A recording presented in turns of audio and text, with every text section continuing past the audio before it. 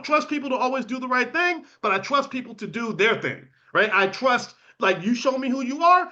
I'm not really going to try to judge who I think you need to be. I'm going to look at who you are, and I trust you to be exactly who you are. I hope that makes sense. Like, you trust a drug addict to be a drug addict. So if you want a drug addict to do something good for you, you don't rely on the goodness of a drug addict or the honesty of a drug addict. You rely on the fact that if you have the crack, he's going to show up at your house at 9 o'clock. If you say, hey, I got some crack for you, if you come cut the grass, he's going to cut the grass. He's going to do a really good job. But if you think he's going to cut the grass because he loves you, then you got another thing coming, because he don't love you more than he loves the crack, because crack is wonderful, right? That's what I hear anyway. I'd never tried it, but I hear it feels pretty good for a while. So anyway, my point is to say that with Trump, I was like, yeah, I think he's going to probably do something to boost the value of this company at some point. So I bought some shares of that stock for that reason.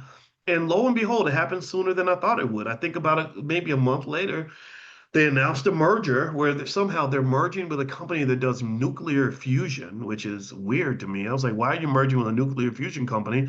I didn't care. The stock price went up 40%, so I sold. I didn't sell it all. I sold like probably like half of my stake. I was like, oh, look at that. All right, we did it. We were smart today. But just so you know, sometimes you're wrong. But in that case, I was right because I leaned on the Trump put. So ultimately, generally speaking, when you are bailing somebody out and saving them from themselves and allowing them to avoid natural consequences, economic theorists would say that you're incentivizing the wrong behavior. So if you keep bailing your son out of jail and he won't change his behavior, then don't look at him. Don't just look at him. It's you. You're enabling that, right? It's a partnership, right? So anyway, with that being said, speaking of behavioral changes, my wife, Dr. Alicia, wants to come into stock market class this week.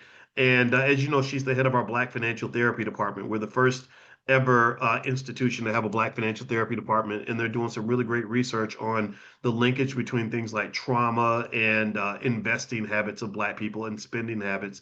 And she's working with the brother Keith. Keith, I think Keith Daniels is his last name. Keith, if you're here, man, say your name in the chat because I feel bad if I got your name wrong. But he's at the University of Kentucky on the faculty there, and he's a great guy. And I really like him.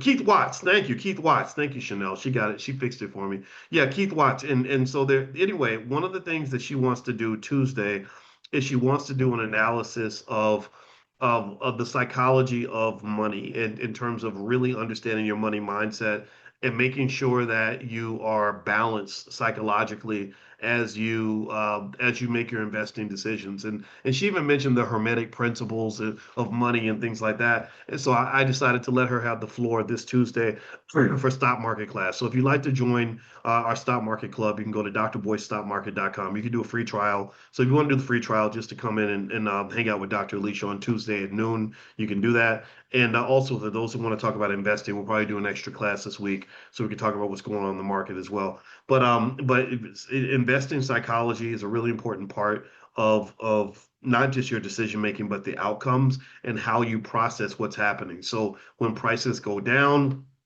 um, there's a way you should handle that so that you don't end up just pumped up with cortisol and end up overreacting. Black people lose a lot of wealth because we overreact when the market gets volatile. The stock market will test you. It's going to be shaky. It's going to go up and down.